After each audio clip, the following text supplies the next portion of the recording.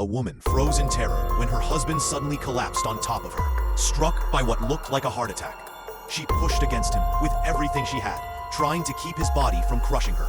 But she lost balance, and he fell hard to the floor. She scrambled up to check on him, but all she could see was one limp arm. Panic set in instantly. They were in his isolated country house.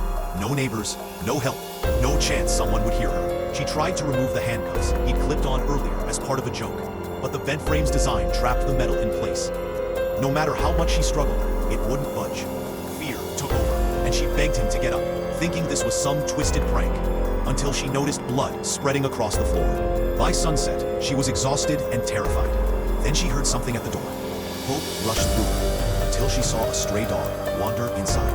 At first, she was only disappointed, but when its eyes glinted green and it crept toward her, dread washed over her. No matter how she yelled or kicked, the dog refused to leave. Instead, it began tearing at her husband's arm. Desperate, she grabbed a book and hurled it, but the dog still wouldn't stop.